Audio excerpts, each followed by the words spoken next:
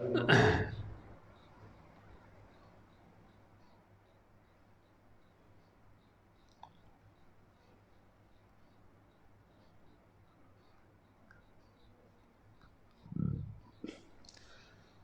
علیکم ورحمۃ اللہ وبرکاتہ۔ الحمد للہ رب العالمین والصلاة والسلام علی رسولہ الکریم وعلی آلہ وصحبہ ومن سار علی نہجہ الی یوم الدین وسلم تسلیما کثیرا، اما بعد۔ ہم سابقہ درس میں امامت کے مسائل پڑھ رہے تھے، جس کا آخری مسئلہ 104 نمبر ہم نے لیا تھا، جس میں یہ تھا کہ فجر کی سنتیں جو ہیں فجر کے فرضوں کے بعد بھی ادا کی جا سکتی ہیں، اور اس میں سیدنا قیس بن عمر رضی اللہ تعالیٰ عنہ کی حدیث روایت کی تھی کہ فرماتے ہیں کہ رسول کریم صلی اللہ علیہ وسلم نے مجھے دیکھا کہ میں فجر کی نماز کے بعد سنتے پڑھ رہا تھا، تو آپ نے فرمایا کہ اے قیس، یہ کون سی 2 رکعتیں ہیں؟ تو میں نے کہا کہ رسول اللہ صلی اللہ علیہ وسلم، یہ فجر کی سنتیں ہیں کہ جو میں پہلے نہ پڑھ سکا تھا۔ تو آپ صلی اللہ علیہ وسلم نے اس پر خاموشی اختیار کی، اور آپ کا خاموشی اختیار کرنا کیا ہے؟ حدیث تقریر ہے۔ تقریر کا معنی کہ کسی کو اس عمل پر برقرار رکھنا، اس کے عمل کو صحیح قرار دینا۔ اور ہم نے ذکر کیا تھا کہ رسول کریم علیہ الصلوۃ والسلام کی احادیث کی بنیادی 3 قسمیں ہیں، اور بعض علماء نے 4 بھی قسمیں بنائی ہیں۔ حدیث قولی ہے، حدیث فعلی ہے، اور حدیث تقریری ہے۔ قولی جو آپ کا قول ہے، آپ کا فرمان ہے، اور فعلی جو آپ کا فعل یا آپ کا عمل جو ہے وہ بیان کیا جاتا ہے، صحابی بیان کرتا ہے کہ آپ صلی اللہ علیہ وسلم نے یہ چیز اس طرح سے کی۔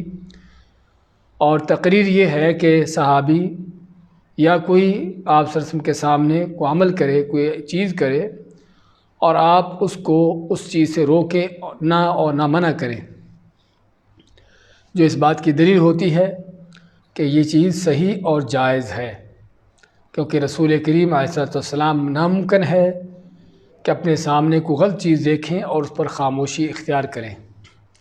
اگر آپ کسی بات پر خاموشی اختیار کرتے ہیں تو اس کا معنی کہ وہ چیز صحیح ہے، اور اسی کو اس کو تقریر کا نام دیا جاتا ہے۔ تو یہ بھی آپ صلی اللہ علیہ وسلم جب اس کو دیکھا کہ فجر کے بعد 2 رکعتیں پڑھ رہا ہے، اس نے بتایا کہ فجر کی سنتیں ہیں، تو آپ نے ان کو یعنی اس پر خاموشی اختیار کی، یعنی دوسرے الفاظ میں آپ یہ کہیں کہ آپ نے ان کو پڑھنے کی اجازت دی۔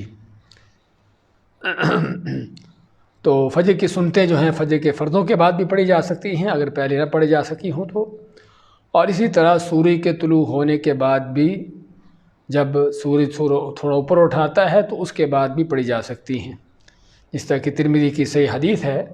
آپ فرماتے ہیں کہ من لم یصلی رکعتي الفجر فلیصلیها بعدما تطلع الشمس، کہ جو آدمی فجر کی 2 رکعتیں نہ پڑھ سکا ہو، یعنی فرضوں سے پہلے، تو پھر وہ سورج طلوع ہونے کے بعد پڑھ لے، تو دونوں ہی طرح جائز ہے۔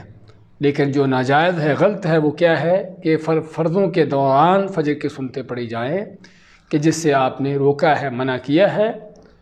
اور بعض لوگ جو اس کو جائز قرار دیتے ہیں، ایک ضعیف حدیث، جو سخت ضعیف حدیث ہے، اس کو دلیل بناتے ہیں، اور ہم نے ذکر کیا تھا سابقہ درس میں کہ وہ حدیث جو ہے اس قدر سخت ضعیف ہے کہ اس پر اعتبار نہیں کیا جا سکتا، وہ آپ صلی اللہ علیہ وسلم کی طرف اس کو منسوب کرنا جائز نہیں ہے۔ تو یہ تھا ہمارا سابقہ درس۔ اس کے بعد آج ہم شروع کرتے ہیں نماز کے ارکان، واجبات اور شروط۔ ہر عبادت کے، ہر چیز کے کچھ ارکان ہوتے ہیں، ارکان جن کو بعض علماء فرائض کا نام بھی دیتے ہیں، اور واجبات ہوتے ہیں، اور شرطیں ہوتی ہیں۔ پہلی بات تو ان تینوں میں فرق کیا ہے؟ شرط وہ چیز ہوتی ہے کہ جو سب سے زیادہ اس موضوع میں ہم کہہ سکتے ہیں کہ اہم چیز ہے، اور شرط کی تعریف میں علماء فرماتے ہیں کہ شرط کی تعریف یہ ہے کہ جس کے ہونے سے، جس کی موجودگی سے وہ چیز پائی جائے، اور اس کی عدم موجودگی سے وہ چیز جو ہے وہ مفقود ہو جائے، اس کا وجود ہی ختم ہو جائے۔ جس طرح کہ طہارت جو ہے نماز کی شرط ہے، وضو نماز کی شرط ہے، وضو ہوگا تو نماز ہوگی، وضو نہیں ہوگا تو نماز ہوگی ہی نہیں، یعنی کہ مکمل نہیں ہوگی یا صحیح نہیں ہوگی بلکہ نماز ہوگی ہی نہیں۔ تو یہ شرط کا معنی۔ اور دوسرا ہے ارکان، جس کو بعض علماء فرائض کا نام بھی دیتے ہیں، اور تیسرا ہے واجبات۔ بعض علماء کے نزدیک فرض اور واجب میں کوئی فرق نہیں، لیکن حقیقت میں نماز کے مسائل میں دونوں میں فرق ہے۔ فرق کیا ہے کہ وہ چیزیں کہ جن کو ہر قیمت کرنے کی تاکید آئی ہے اور جس کے بغیر نماز صحیح قرار نہیں دی جا سکتی، اس کو فرائض کا نام دیا گیا ہے۔ اور بعض علماء کہتے ہیں کہ جو چیز دو ٹوک دلیل سے ثابت ہو اس کو فرض کہتے ہیں، اور واجبات نماز کے اندر ایسی چیزیں ہیں کہ جن کو اگر چھوٹ جائے تو ان کو سجدہ سہو سے بھی پورا کر لیا جاتا ہے، یعنی ان کو خود اس چیز کو کرنے کی ضرورت نہیں رہتی۔ تو اس سے معلوم ہوتا ہے کہ واجبات کی حیثیت جو ہے وہ فرائض سے کم ہے یا ارکان سے کم ہے۔ اور مسئلہ نمبر 1 میں آپ کے سامنے ذکر کیا گیا ہے کہ نماز کے 14 ارکان ہیں، یعنی فرائض ہیں، اور ان کی دلیلیں صحیح بخاری مسلم کی احادیث سے آپ کے ہاں ذکر کی گئی ہیں۔ وہ 14 ارکان یا فرائض کیا ہیں؟ سب سے پہلے حسب قدرت قیام کرنا۔ حسب قدرت کیا معنی؟ کہ اپنی طاقت کے مطابق جو ہے قیام کرنا۔ ہاں طاقت نہ ہو تو آدمی بیٹھ بھی سکتا ہے، بیٹھ نہیں سکتا لیٹ بھی سکتا ہے، اور جتنی طاقت ہو کھڑے ہونے کی، یعنی نماز میں جس حد تک کھڑے ہونے کی طاقت ہو اس حد تک کھڑے ہونا ہے۔ اگر آدمی عاجز آ جائے، تھک جائے تو بیٹھ بھی سکتا ہے۔ اس لیے بیان کیا گیا حسب قدرت، جس کی دلیل کیا ہے؟ صلی قائما۔ آپ صلی اللہ فرماتے ہیں صحابی کو جو بیمار تھے، عمران بن حسین، کہ نماز کیسے پڑھنی ہے؟ اصل یہ ہے کہ کھڑے ہو کر نماز پڑھو۔ تو یہ قیام ہے جو سب سے پہلا رکن ہے یا فرض ہے نماز کا۔ دوسرا تکبیر اولیٰ ہے، جس کو تکبیر تحریمہ بھی کہتے ہیں۔ اس کی دلیل کیا ہے؟ اذا قمت الى الصلاة فکبر۔ آپ نے صحابی جس نے نماز صحیح نہیں پڑھی تھی اس کو صحیح نماز کا طریقہ سکھاتے فرماتے ہیں کہ جب تم نماز کے لیے کھڑے ہو تو سب سے پہلے کیا کہو؟ فکبر، تکبیر کہو۔ اس کا مطلب کہ سب سے پہلے تکبیر کہنی ہے، تکبیر سے پہلے کچھ اور چیز نہیں ہے۔ اس کے بعد فاتحہ پڑھنی ہے، جس کے بارے میں آپ صلی اللہ علیہ وسلم کا فرمان ہے کہ لا صلاۃ لمن لم یقرأ بفاتحۃ الکتاب، کہ جس نے فاتحہ نہ پڑھی اس کی نماز نہیں ہوتی۔ اور اس حدیث کے صاف الفاظ اور صاف معنی ہے کہ فاتحہ جو ہے نماز کا فرض ہے اور نماز کے اہم ترین ارکان میں سے ایک رکن ہے فاتحہ کا پڑھنا، چاہے وہ آدمی نماز پڑھنے والا امام ہو یا مقتدی ہو یا اکیلا ہو، کیونکہ نمازی کی 3 ہی کیفیتیں ہوتی ہیں اس کی، کہ کبھی امام ہوتا ہے اور کبھی امام کے پیچھے ہوتا ہے مقتدی کے طور پر، اور کبھی وہ اکیلا ہوتا ہے۔ تو تیسرا رکن یا تیسرا فرض نماز کا فاتحہ پڑھنا ہے، ہر نمازی کے لیے، نفل ہو فرض ہو، آدمی امام ہو پیچھے ہو امام کے یا اکیلا ہو۔ چوتھا فرض کیا ہے؟ رکوع کرنا۔ ثم ارکع حتی تطمئن راکعا۔ نبی کریم علیہ السلام فرماتے ہیں کہ قیام کرنے کے بعد اگلا کام کیا ہے؟ رکوع کرو۔ کس حد تک رکوع کرو؟ حتیٰ کہ تم مطمئن ہو جاؤ رکوع میں مطمئن ہو جاؤ، اس حد تک رکوع کرو۔ اور اس کے آگے تفصیلات انشاءاللہ ہم بیان کریں گے نماز کی کیفیت میں۔ 5واں رکن جو ہے یا 5واں فرض جو ہے قومہ جو ہے یہ ہمارے اردو کی اصطلاح ہے، عربی میں یہ لفظ نہیں پایا جاتا۔ عربی میں نماز میں جو کھڑا ہونا ہے، چاہے رکوع سے پہلے ہو یا رکوع کے بعد ہو، سبھی کو قیام کہا جاتا ہے، لیکن ہمارے اردو میں اس کو اصطلاحی طور پر قومہ کا نام دیا جاتا ہے۔ تو رکوع کے بعد قیام کرنا، دلیل کیا اس کی؟ ثم ارفع حتی تعدل قائما او تعتدل قائما۔ آپ ماتے ہیں کہ پھر رکوع کے بعد کھڑے ہو حتیٰ کہ سیدھے کھڑے ہو جاؤ، اور چھٹا رکن یا چھٹا فرض کیا ہے؟ 7 اعضاء پر سجدہ کرنا، رکوع کے بعد کھڑے ہو کر قومہ کر کے پھر اس کے بعد سجدہ ہے، اور سجدہ کیا ہے؟ 7 اعضاء پر ہے، جس کی دلیل آگے آئے گی۔ اور سجدے کی دلیل کیا ہے؟ آپ صلی اللہ علیہ وسلم کا فرمان ثم اسجد حتی تطمئن ساجدا، کہ اس کے بعد تم سجدہ کرو، یعنی رکوع کے بعد قیام کے بعد سجدہ کرو، اور سجدہ کیسے کرنا ہے؟ حتیٰ کہ تم سجدہ میں مطمئن ہو جاؤ۔ اور 7واں اور 8واں دونوں ایک ساتھ دیے گئے ہیں۔ 7واں اور 8واں رکن یا فرض کیا ہے؟ سجدے سے سر اٹھانا اور بیٹھنا، یعنی سجدے سے اٹھنا بھی اور اٹھ کر بیٹھنا بھی۔ یعنی بیٹھنے کا لفظ کیوں الگ سے ذکر کیا گیا ہے؟ اس کی کیوں ضرورت آئی ہے بیٹھنے کا ذکر کرنے کی؟ کیونکہ بعض لوگ سر اٹھاتے ہیں سجدہ سے لیکن بیٹھتے نہیں ہیں۔ سجدہ سے سر اٹھایا اور فوراً دوسرے سجدہ میں گر پڑے بغیر بیٹھے۔ اس لیے علماء نے یہاں پر بیٹھنے کا الگ سے ذکر کیا ہے تنبیہ کے طور پر، کہ سجدہ سے صرف سر اٹھانا ہی نہیں بلکہ سر اٹھا کر بیٹھنا بھی ہے۔ دلیل کیا ہے؟ آپ صلی اللہ علیہ وسلم کا فرمان ثم ارفع حتی تطمئن جالسا، پھر سجدے سے سر اٹھاؤ اور سر اٹھا کے مطمئن ہو کر بیٹھ جاؤ۔ یہ ہے 7واں اور 8واں رکن یا فرض۔ اور 9واں اور 10واں کیا ہے؟ آخری تشہد اور اس کے لیے بیٹھنا، آخری تشہد کرنا اور اس کے لیے بیٹھنا بھی، یہ بھی نماز کے فرائض و ارکان میں سے ہے، جس کے بارے میں ابن مسعود رضی اللہ عنہ فرماتے ہیں كنا نقول في الصلاة قبل ان يفرض التشہد، کہ تشہد فرض ہونے سے پہلے ہم یہ دعا پڑھا کرتے تھے۔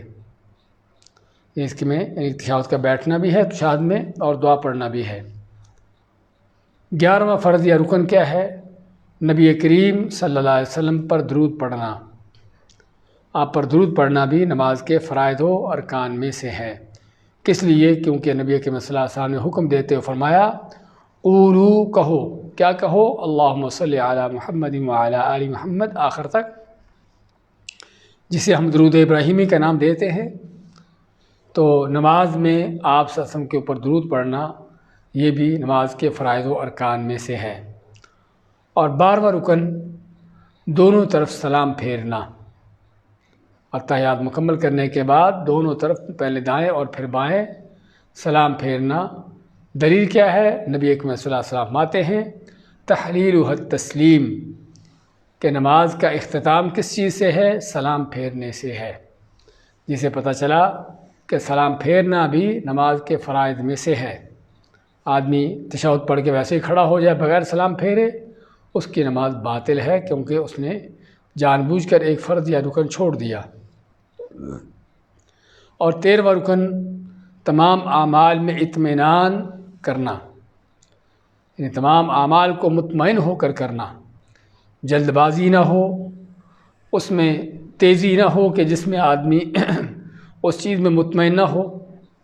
دلیل کیا ہے؟ آپ صحابی کو جب نماز سکھاتے ہیں تو ہر رکن کو بیان کرتے فرماتے حتی تطمئن راکعا، حتی تطمئن ساجدا، حتی تطمئن جالسا، اس طرح سے مختلف آپ نے چیزوں کا ذکر کیا اور ساتھ اطمینان کا ذکر کیا، اطمینان کا حکم دیا۔ اور جیسے اطمینان کا معنی کیا ہے کہ آدمی نماز کی طرف پوری توجہ کے ساتھ پڑھے نماز کو، اور اس پر پورا اس کا خیال ہو اور پتہ ہو کہ میں کیا پڑھ رہا ہوں، اور جلد بازی کیے بغیر مطمئن ہو کر کھڑا ہونا، رکوع کرنا، رکوع کے بعد کھڑے ہونا، سجدہ کرنا، دونوں سجدوں کے درمیان بیٹھنا، یہ سارے ارکان جو ہے مطمئن ہو کر کیے جائیں گے۔ اور اس کا معنی کیا ہے کہ اگر مطمئن ہو نہیں آدمی جلدی کرتا ہے تو اس کی نماز نہیں ہوتی۔ اور اس لیے ہم اس ضمن جو جس حدیث کا ذکر کر رہے ہیں وہ اس صحابی کے، اس آدمی کی حدیث ہے کہ جو جلدی نماز پڑھ کے چلنے لگتا تھا، تو آپ اس کو کیا فرماتے؟ بار بار آپ اس کو فرماتے رہے ارجع فصلی فإنک لم تصلی، کہ لوٹ کے نماز پڑھو، یہ تم نے نماز نہیں پڑھی۔ یعنی آپ صلی اللہ علیہ وسلم نے اس کے ان حرکات کو نماز کا نام نہیں دیا، کہ جو آج ہمارے بہت سے لوگوں کی نمازوں کا طریقہ کار ان کا حال ہوتا ہے۔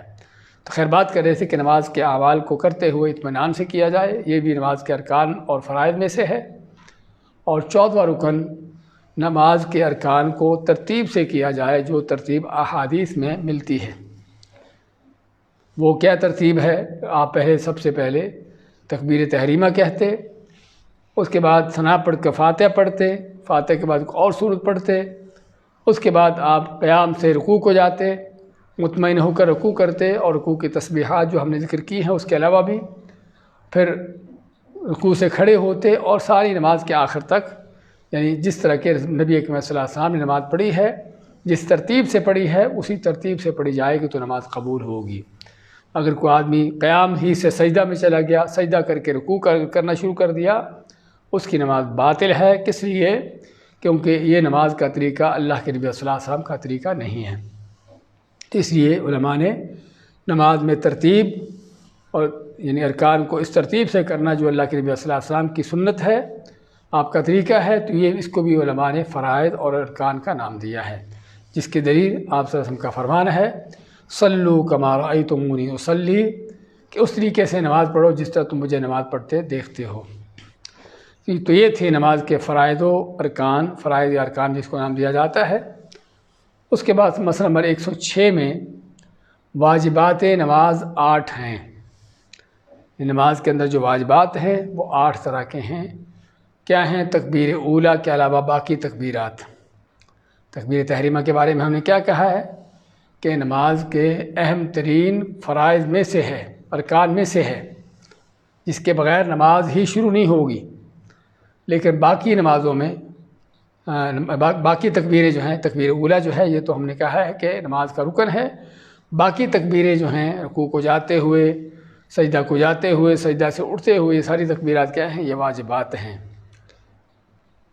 اسی طرح رکوع سے اٹھتے ہوئے سمع اللہ لمن حمدہ کہنا، جو تکبیر نہیں ہے بلکہ تسمیع کا نام جس کو دیا جاتا ہے، تو یہ کہنا بھی جو ہے نماز کے واجبات میں سے ہے، سمع اللہ لمن حمدہ کہنا۔ اور تیسرا واجب جو ہے وہ کیا ہے کہ رکوع کے بعد کھڑے ہو کے ربنا لک الحمد یا ولک الحمد یا اللہم ربنا لک الحمد لک الحمد، مختلف الفاظ آتے ہیں احادیث میں، تو یہ الفاظ اس طرح کے کہنا۔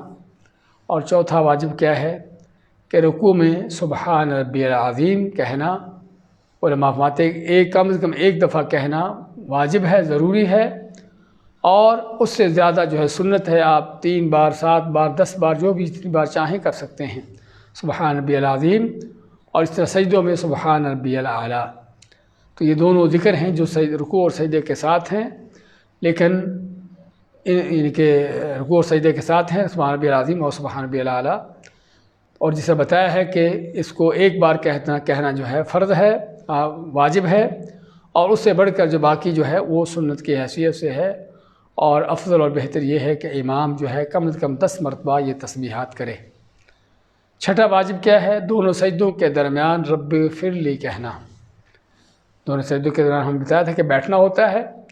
اب کیا خالی بیٹھنا ہے؟ نماز کے اندر کوئی ایسی چیز نہیں کہ جو خالی ہو، جس میں کوئی ذکر، کوئی دعا، کوئی تلاوت یا کوئی ایسی چیز نہ ہو۔ تو چنانچہ دونوں سجدوں کے درمیان رب اغفر لی کہنا آپ صلی اللہ علیہ وسلم کی سنت سے ثابت ہے۔ یہ بھی کہہ سکتے ہیں رب اغفر لی، یا دوسری جو لمبی دعا ہے اللہم اغفر لی وارحمنی واہدنی وعافنی وارزقنی واجبرنی، یہ دعا بھی کہہ سکتے ہیں۔ 7واں اور 8واں واجب کیا ہے کہ پہلا تشہد اور اس کے لیے بیٹھنا، تشہد کرنا اور تشہد کے لیے بیٹھنا، تو یہ بھی نماز کے واجبات میں سے 8 واجب ہیں۔ اس کے بعد مسئلہ نمبر 107 میں نماز کی شرطیں، ہم بتایا تھا کہ سب سے اہم جو چیز ہے ان تینوں میں سے، واجبات فرائض میں سے، وہ نماز کی شرطیں سب سے اہم ہیں، کہ جس کا معنی ہی یہ ہے کہ اگر یہ شرط موجود ہے تو وہ عبادت ہو سکتی ہے، اگر شرط ہی نہیں ہے تو اس عبادت کا وجود ہی نہیں، کوئی اس کا کیا جانا نہ کیے جانے کے مترادف ہے۔ تو یہ ہے شرط۔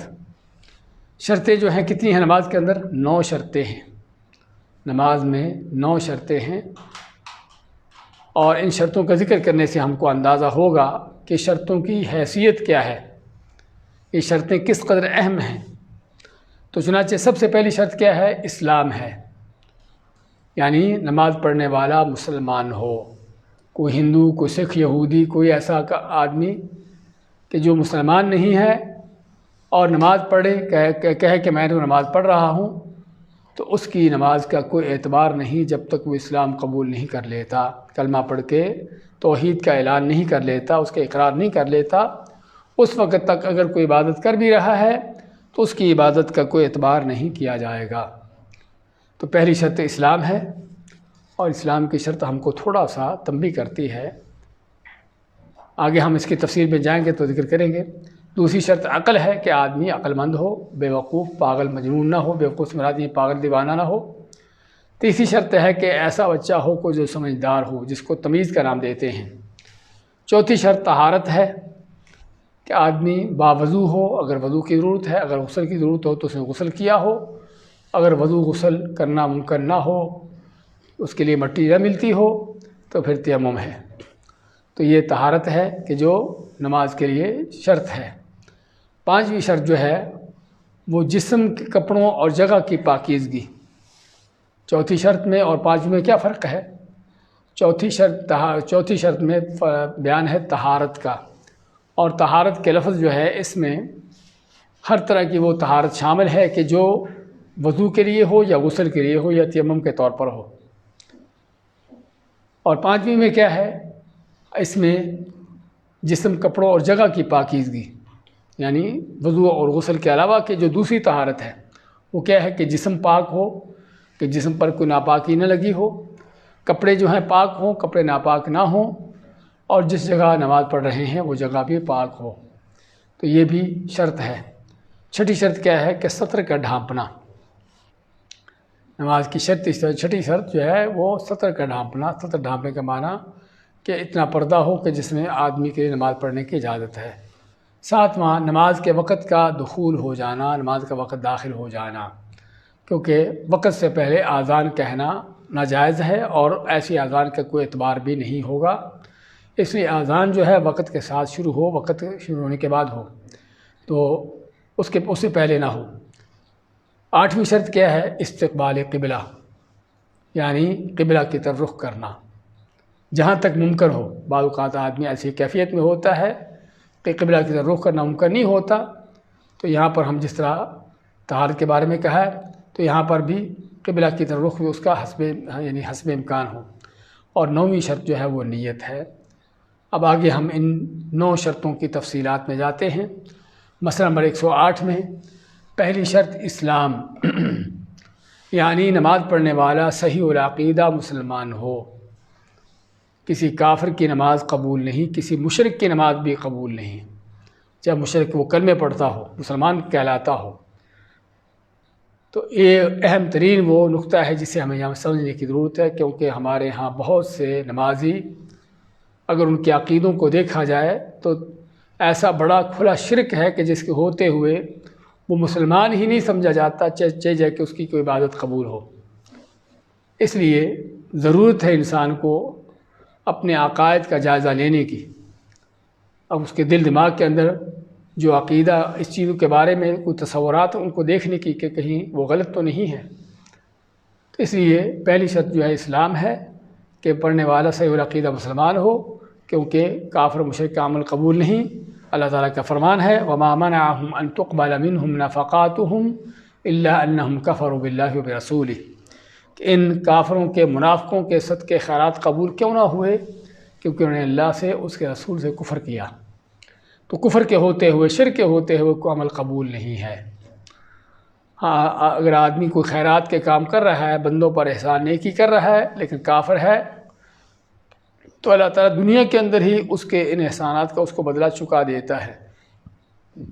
اور بدلہ چکانے کا معنی اس کا مال بڑھا دیا، اس کی عزت شہرت بن گئی، اور کوئی اس طرح کی چیزیں اللہ تعالیٰ دنیا میں اس کو عطا کر دیتا ہے کہ جس سے اس کے کی ہوئی نیکی کا بدلہ دنیا میں اس کو مل جائے اور یہیں پر اس کی بات ختم ہو جائے، اور آخرت میں سوائے اللہ کے عذاب کے اس کے لیے ایک اور چیز باقی نہ رہے۔ اور اسی طرح اللہ تعالیٰ ماتا شرک کے حوالے سے وَلَوْ أَشْرَكُوا لَحَبِطَ عَنْهُمْ مَا كَانُوا يَعْمَلُونَ کہ اگر یہ لوگ شرک کرتے تو ان کے کیے ہوئے اعمال جو ہے برباد ہو جاتے۔ کن کی بات ہو رہی ہے؟ اگر یہ لوگ شرک کرتے اللہ کے انبیاء کی۔ اللہ نے 18 نبیوں کا ذکر کیا سورۃ الانعام میں، اور اس کے بعد ماتا اللہ تعالیٰ کہ اگر یہ نبی رسول بھی اللہ کے ساتھ شرک کرتے تو ان کے تمام اعمال حبطا برباد ہو جاتے، ضائع ہو جاتے، اما کانوا یعملون جو وہ کیا کرتے تھے۔ تو یہ اسلام کے یعنی کہ نماز کی پہلی شرط کیا؟ نماز پڑھنے والا مسلمان ہو۔ دوسری شرط کیا ہے؟ 109 نمبر مسئلہ میں کہ عقل والا ہو، یہ نماز ادا کرنے والا عقل مند ہو، بے عقل نہ ہو، مجنون دیوانہ پاگل نہ ہو، کیونکہ بے عقل کی کوئی نماز کوئی نیکی برائی ہے ہی نہیں، اس کو نہیں پتہ کہ میں کیا کر رہا ہوں۔ تو اس لیے جو بے عقل آدمی ہے، مجنون پاگل دیوانہ ہے، جب تک اس کی عقل ٹھکانے نہیں ہو جاتی، جب تک اس کی عقل صحیح نہیں ہو جاتی، اس وقت تک اس سے نماز جو ہے معاف ہے، کیونکہ اس کو نماز کا پتہ ہی نہیں کہ کیسے ہوتی، کیسے پڑھی جاتی ہے، یعنی اس کے اندر کوئی اس بات کی سمجھ سوچ ہی نہیں، فکر ہی نہیں۔ اور اس کی دلیل کیا ہے؟ نبی اکرم صلی اللہ علیہ وسلم کا فرمان رفع القلم عن ثلاثہ، کہ 3 طرح کے ایسے لوگ ہیں کہ جن سے قلم اٹھا ہوا ہے۔ قلم سے مراد یعنی ان کی نہ نیکی لکھی جاتی ہے، نہ کوئی اس کے برائی لکھی جاتی ہے۔ تو یہ 3 طرح کے لوگ ہیں جن سے قلم اٹھا ہوا ہے، یعنی جن کی کوئی نیکی برائی نہیں لکھی جاتی۔ وہ کون ہے؟ عن النائم حتی یستیقظ، کہ سویا ہوا آدمی جب تک وہ جاگ نہیں جاتا اس وقت تک۔ وعن الصبی حتی یحتلم، اور چھوٹا بچہ حتیٰ کہ بالغ ہو جائے۔ وعن المجنون حتی یعقل، اور مجنون دیوانہ پاگل جو ہے اس کی بھی کوئی نیکی برائی نہیں لکھی جاتی جب تک وہ عقل نہیں کر لیتا، اس کو عقل نہیں آ جاتی۔ تو یہ دوسری شرط کیا ہے؟ عقل ہے۔ اور عقل کے اندر ہم نے جیسا بتایا ہے کہ اس میں ظاہری طور پر بھی عقل مند ہونا ہے، جو چیزوں کے خریدنے یعنی کہ بیچنے خریدنے سے ہوتا ہے، یعنی کہ آدمی کو پتہ ہو کہ میں کیا کر رہا ہوں، اور یعنی کہ نماز پڑھنے والا جو ہے اس کو یعنی عقل ہو کہ میں کیا کر رہا ہوں، اس بات کی تمیز ہو۔ اور اس کے اندر یہ آتا ہے بے ہوش آدمی، یا جو آدمی کسی وجہ سے حادثے سے یا بیماری سے بے ہوش ہو جائے، یا نشہ آور چیز کھا لے، یا دوائی ایسی استعمال کر لے جس سے بے ہوش ہو جائے، تو ایسی بے ہوشی کی حالت میں جو چھوٹی نمازیں ہیں ان کا کیا حکم ہے؟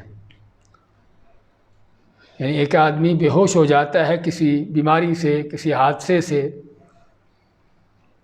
اس کی جو چھوٹی نمازیں ہیں اس کی قضا نہیں ہے۔ یعنی اگر آدمی بے ہوش ہو جاتا ہے کسی بیماری کی وجہ سے، حادثے کی وجہ سے، تو اس کی چھوٹی ہوئی نمازوں کی قضا نہیں ہے، وہ نمازیں تھوڑی ہوں یا زیادہ ہوں۔ کس لیے؟ کیونکہ آپ صلی اللہ علیہ وسلم کا فرمان ہے وعن المجنون حتی یعقل، کہ مجنون سے قلم اٹھا ہوا ہے، دیوانے سے، اس کی عقل نہیں جب تک وہ عقل نہیں کر لیتا۔ لیکن وہ آدمی جو خود کسی نشہ آور چیز یا دوائی سے اپنے آپ کو بے ہوش کرتا ہے، تو اس کی اس بے ہوشی کی حالت میں چھوٹی ہوئی نمازیں قضا کی جائیں گی، قضا ہوں گی۔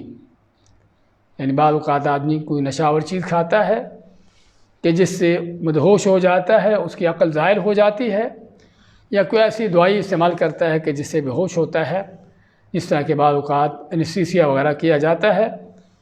تو ایسی حالت میں آدمی کی جو نمازیں چھوٹتی ہیں ان نمازوں کو قضا کیا جائے گا۔ یہ ہے جو علماء کا فتویٰ ہے اس موضوع پر، کہ جو آدمی کے بغیر اختیار کے اس کو بے ہوشی طاری ہو جائے، اللہ کی طرف سے ہے یہ، تو اس کی اس حالت میں چھوٹی ہوئی نمازیں معاف ہیں، جس طرح کہ دیوانے پاگل سے معاف ہیں۔ لیکن جو آدمی خود اپنے آپ کو کوئی چیز نشاور کھا کر یا ایسی چیز استعمال کر کے بے ہوش کرتا ہے، تو اس آدمی کو نمازیں پڑھنا ہوں گی، اس کو قضا کرنی ہوں گی۔ اس کے بعد تیسری شرط ہے تمیز۔ تمیز کے معنی کیا ہے؟ کہ بچہ اس عمر میں ہو کہ جس میں اس کو سمجھ بوجھ ہو کہ نماز کیا ہوتی ہے۔ اور اس کے لیے عام طور پر 6-7 سال کا بچہ، جس کو سن تمیز کہتے ہیں، کہ جس میں بچہ جو ہے اس کے اندر سمجھ آ جاتی ہے کہ نماز کیا ہوتی ہے، یا چیزوں میں فرق کرنا محسوس کرتا ہے، تو جب اسے نماز کے اعمال کی سمجھ بوجھ حاصل ہو جائے تو اس کی نماز جو ہے وہ صحیح ہے۔ اس سے معنی کیا ہوا کہ اس سے چھوٹا بچہ 3-4 سال کا، 4-5 سال کا، جس کو سمجھ بوجھ نہیں ہے، ہاں اس کی نماز صحیح نہیں۔ صحیح نہ ہونے کا معنی کہ اس کو پتہ ہی نہیں کہ میں کیا پڑھ رہا ہوں، اس کا حال ایسی ہے جس طرح کہ کوئی آدمی عقل سے خالی ہو۔ اس لیے آپ صلی اللہ علیہ وسلم نے جو عمر بیان کی ہے وہ کون سی ہے؟ مروا اولادکم بالصلاۃ وہم ابناء 7 سنین۔ آپ مانتے ہیں ابو داؤد کی صحیح حدیث میں کہ اپنے بچوں کو جو ہے 7 سال کے اگر ہو جائیں تو انہیں نماز پڑھنے کا حکم دو، اور اس عمر کے بچے پر اگرچہ نماز فرض نہیں ہے لیکن اسے تربیت کے طور پر نماز کا حکم دیا جائے گا۔ تو یہ ہے تیسری شرط کہ بچہ ہو ایسی عمر میں جو سمجھدار بچہ ہو سکتا ہے، اور اس سے مراد یہ ہوا، اس سے معنی یہ ہوا کہ چھوٹا بچہ جو ہے اس کی نماز کا کوئی حکم نہیں۔ چوتھی شرط کیا ہے؟ طہارت کا ہونا۔ طہارت کا ہونا، اور طہارت ہم نے ذکر کیا 2 طرح کی ہے۔ ایک طہارت ہے کہ جو مانوی طہارت ہے۔ مانوی طہارت کا معنی کہ ظاہراً کوئی گندگی، کوئی نجاست، کوئی ایسی چیز نظر نہیں آ رہی، لیکن آدمی ایسی حالت کیفیت میں ہے کہ جو اس کی یہ حالت جو ہے وہ ناپاکی کی حالت ہے، یا ناپاکی ہے، یا پھر طہارت کی وہ کیفیت جو کہ نماز کے لیے ہونی چاہیے وہ نہیں ہے۔ بعض اوقات ناپاکی ہوتی ہے، جس طرح کہ یعنی کہ آدمی کو جہاں پر غسل کی ضرورت ہے، احتلام وغیرہ ہوا، صحبت کی، اس طرح کے کام کہ جو ناپاکی کی حالت ہے، تو یہاں پر کیا ہے؟ غسل ہے۔ اور بعض اوقات آدمی ناپاک تو نہیں ہوتا لیکن نماز کے لیے ضروری ہے کہ اور پاکی حاصل کرے، وضو کر کے، جس کو وضو کا نام دیا جاتا ہے۔ اور اس کی دلیل جو ہے چاہے وضو ہو یا غسل ہو یا تیمم ہو، اس کی دلیل اللہ تعالیٰ کا فرمان ہے، یا ایھا الذین آمنوا اذا قمتم الى الصلاة فاغسلوا وجوہکم وایدیکم الى المرافق وامسحوا برؤوسکم وارجلکم الى الکعبین۔ اے وہ لوگوں جو ایمان لائے ہو، جب تم نماز کے لیے کھڑے ہوتے ہو تو اپنے چہروں اور ہاتھوں کو کوہنیوں سمیت دھو لو، اور اپنے سروں کا مسح کر لو، اور اپنے پاؤں ٹخنوں سمیت دھو لو۔ تو یہ اللہ تعالیٰ کا فرمان، جس میں اللہ تعالیٰ نے اس ترتیب سے جو ہے وہ ان چیزوں کا ذکر کیا ہے، اور طہارت کا حکم دیا ہے، وضو کرنے کا حکم دیا ہے، غسل کا حکم دیا ہے۔ اور اسی طرح آپ صلی اللہ علیہ وسلم کا فرمان ہے، لا تقبل صلاة احدکم اذا احدث حتى يتوضأ، کہ اگر کسی کا وضو ٹوٹ جائے تو جب تک وہ وضو نہ کر لے اس وقت تک اس کی نماز قبول نہیں ہے، یعنی وضو کے بغیر نماز قبول نہیں ہوتی۔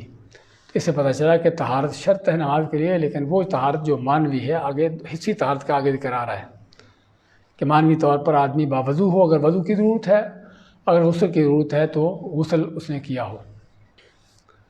112 نمبر میں پانچویں شرط یہ ہے کہ جسم، کپڑوں اور جگہ کی پاکیزگی، یعنی جسم بھی پاک ہو، کپڑے جن میں نماز پڑھ رہا ہے آدمی وہ بھی پاک ہوں، اور جس جگہ نماز پڑھی جا رہی وہ جگہ بھی پاک ہو۔ ہاں جی، اس کے آگے تفصیل کیا ہے؟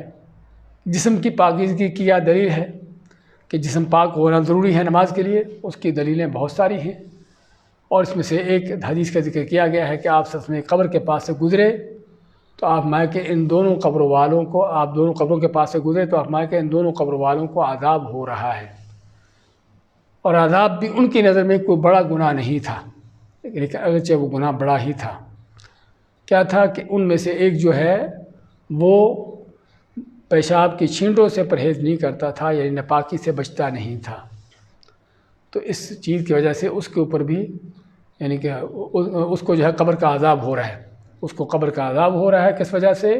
کہ وہ پیشاب کی چھینٹوں سے، ناپاکی سے پرہیز نہیں کرتا تھا، بچتا نہیں تھا، جو اس بات کے بعد ایک کھلی دلیل ہے کہ ناپاکی سے نہ بچنا، پاکیزگی اختیار نہ کرنا، یہ کبیرہ گناہوں میں سے ہے۔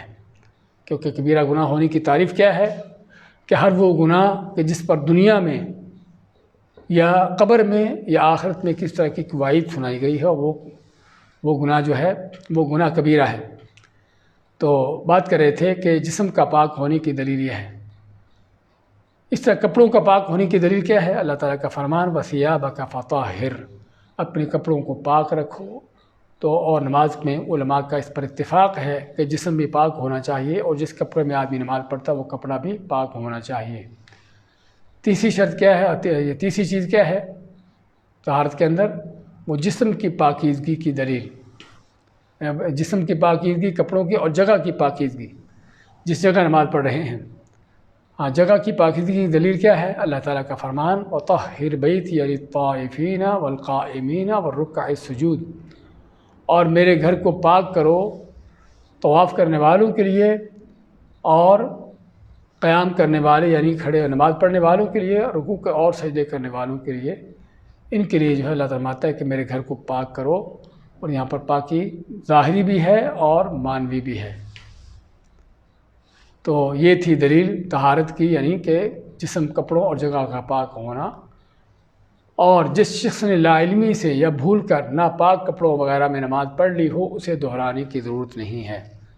اللہ تعالیٰ کا فضل اور اس کا انعام کہ اگر کوئی آدمی لا علمی سے یا بھول کر ناپاک کپڑوں میں نماز پڑھ لیتا ہے، یعنی کپڑے میں ناپاکی ہے، اس کو پتہ تھا کہ ناپاکی ہے اس میں، لیکن نماز پڑھتے ہوئے اس کو یاد نہیں رہا،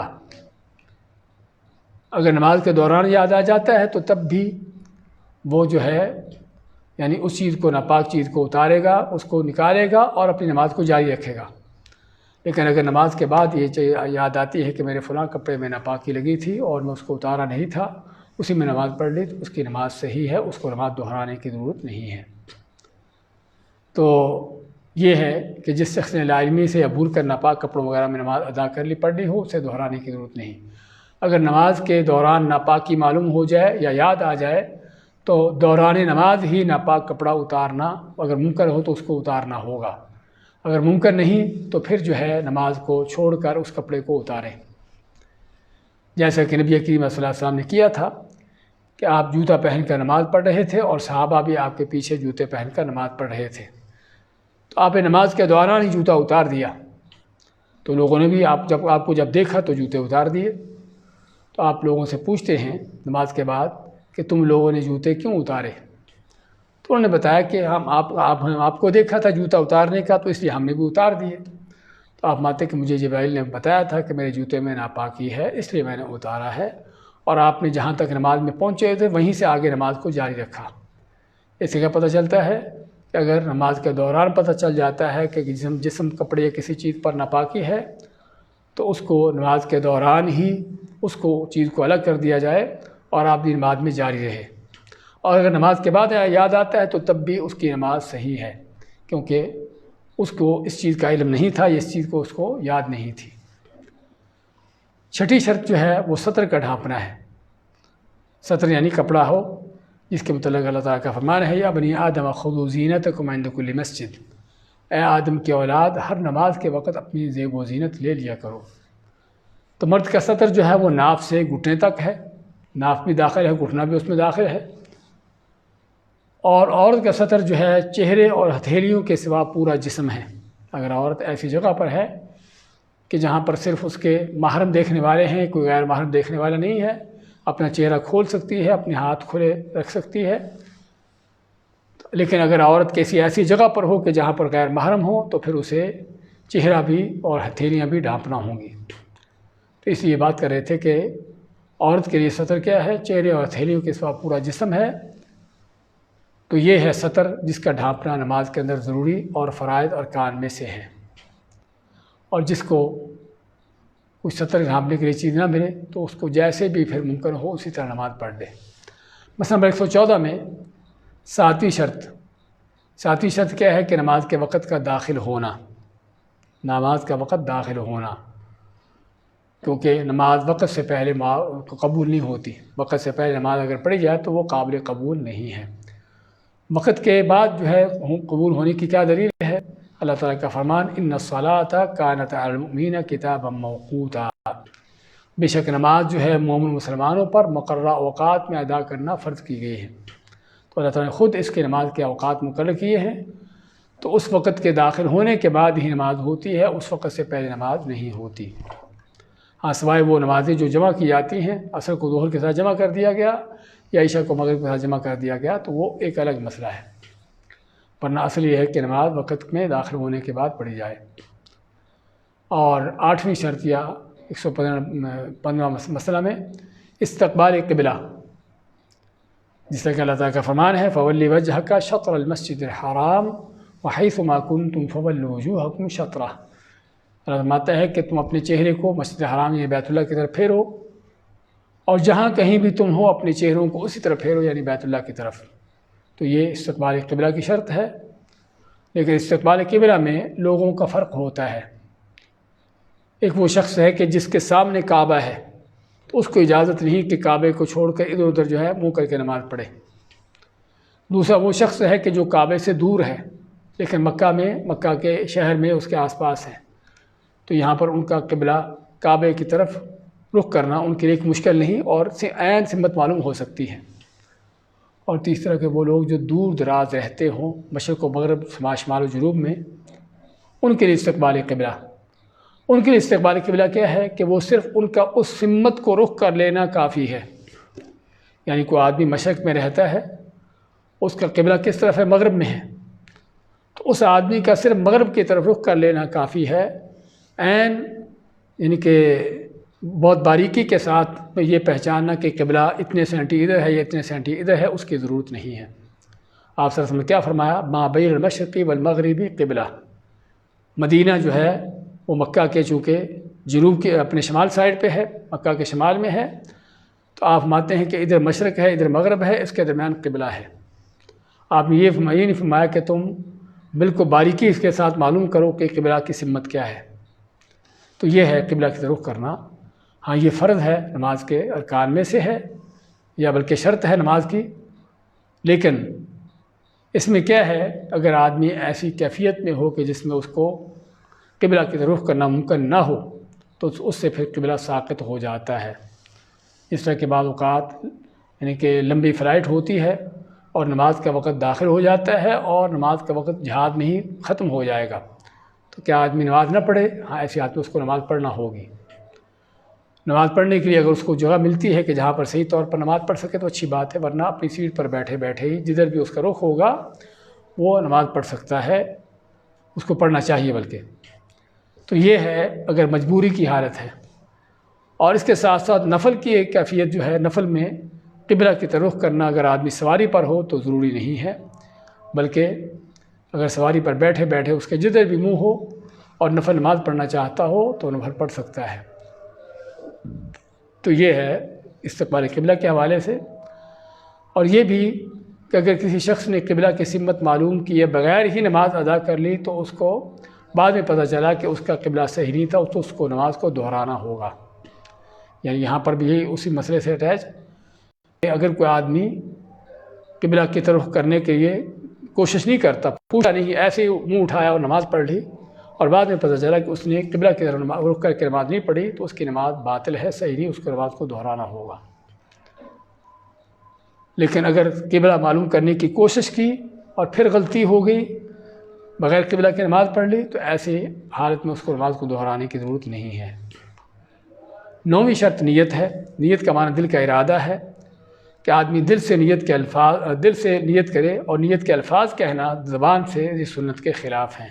اللہ کے نبی صلی اللہ علیہ وسلم نے کبھی بھی نماز کی نیت کرتے ہوئے زبان سے کوئی لفظ نہیں بولا۔ تو نیت دل کا ارادہ ہے، دل میں ہو کہ میں فرض پڑھ رہا ہوں، سنتے پڑھ رہا ہوں، ظہر کی نماز ہے یا عصر کی ہے یا مغرب یا عشاء کی ہے، ہاں دل میں یہ چیز ہونا ضروری ہے کہ آدمی ایسے ہی لاؤبالی سے بے دھیانی سے اٹھ کر نماز پڑھنا شروع کر دے، پتہ ہی نہ ہو میں کیا پڑھ رہا ہوں، یہ غلط ہے۔ لیکن نہ تو نیت کو زبان پر لانے کی ضرورت ہے اور نہ ہی دل کو اس سے غافل ہونے کی اجازت ہے، بلکہ دل میں نیت ہو میں کیا پڑھ رہا ہوں، لیکن زبان سے کہنے کی ضرورت نہیں ہے۔ اس کی دلیل ہم نے جو ذکر کی ہے، تو ایسے ہر نماز کے لیے نیت ہونا ضروری ہے، اور نیت میں یہ بھی کہ اللہ کے لیے خالص ہو۔ اور 117 نمبر مسئلے میں یہ ساری شرطیں بیان ہونے کے بعد اگر کوئی شرط پوری نہ کر سکے، کوئی بھی شرط جو ذکر ہوئی ہے، طہارت کے حوالے سے ہے، سطر ڈھانپنے کے حوالے سے ہے، اوقات کے حوالے سے کچھ بھی ہے، تو ان چیزوں میں سے اگر کوئی آدمی کوئی شرط پوری نہ کر سکتا ہو، پوری کرنے سے عاجز آ چکا ہو، تو اسی حالت میں وہ نماز پڑھے گا جو اس کی حالت ہے۔ یعنی فرض کرو طہارت کے لیے پانی نہ ملا، نہ تیمم کے لیے مٹی ملی، تو نہ تیمم کر سکتا ہے نہ طہارت کر سکتا ہے۔ اب نماز کا وقت نکل رہا ہے تو ہم کہیں گے اسی حالت میں وہ نماز پڑھ لے گا۔ کپڑا اس کے پاس نہیں ہے سطر ڈھانپنے کو، یا کپڑا ہے بالکل چھوٹا ہے جس سے یعنی کہ سطر پوری طرح نہیں ڈھک رہا، تو اور اس کے علاوہ کوئی اور کپڑا نہیں ہے، یا اس کے پاس کپڑا ہے ہی نہیں سرے سے، تو وہ آدمی اسی حالت میں نماز پڑھ لے گا۔ یعنی مثالیں دی گئی ہیں کہ یہ شرطیں پوری ہونا ضروری ہیں، لیکن کوئی آدمی اگر کسی مجبوری کی وجہ سے کسی شرط کو پورا نہ کر سکتا ہو تو اس کی یعنی کہ عبادت صحیح ہوگی، اس کی نماز صحیح ہوگی، اگرچہ وقت کا معاملہ ہو یا طہارت کا مسئلہ ہو یا سطر ڈھانپنے کا یا کوئی بھی مسئلہ ہو۔ تو یہ تھے نماز کے جو واجبات، ارکان اور اس کی شروط ہیں۔ بارک اللہ فیکم وجزاکم اللہ خیر وصلی اللہ وسلم علی نبینا محمد۔ جی ہاں سوال ہے جی جی سوال یہ ہے کہ اب جب امام سورۃ الفاتحہ پڑھ رہا ہو، پہلی رکعت ہو یا دوسری رکعت ہو، تو کیا ہم کو کیا کرنا چاہیے؟ خاموش ہونا چاہیے یا کیا ہم کو بھی سورۃ الفاتحہ پڑھنا چاہیے؟ سوال آیا ہے کہ جب امام سورۃ فاتحہ پڑھ رہا ہو اس رکعت میں تو ہمیں کیا کرنا چاہیے؟ کیا ہم بھی فاتحہ ساتھ ہی پڑھیں یا ہم خاموش رہیں؟ اور اس حوالے سے یہ ہے کہ آپ صلی اللہ علیہ وسلم کا فرمان ہے لا صلاۃ لمن لم یقرأ بفاتحۃ الکتاب، کہ جس نے فاتحہ نہ پڑھی اس کی نماز نہیں ہوتی۔ تو اس لیے اگر امام کے پیچھے ہیں اور امام فاتحہ پڑھ رہا ہے تو ہمیں بھی فاتحہ پڑھنا چاہیے۔ پڑھنے کے کیسے؟ امام کے جو ٹھہرنے کے اوقات ہیں سنت یہ ہے کہ امام ہر آیت پر ٹھہرے، اس کے بعد دوسری آیت پڑھے، جو کہ آپ صلی اللہ علیہ وسلم کا طریقہ ہے۔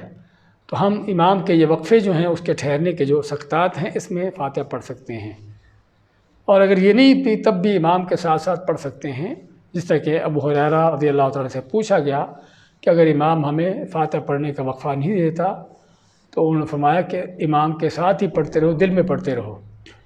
تو یہ ہے جو نماز کے حوالے سے، یعنی کہ نماز میں فاتحہ پڑھنے کے بارے میں حکم ہے۔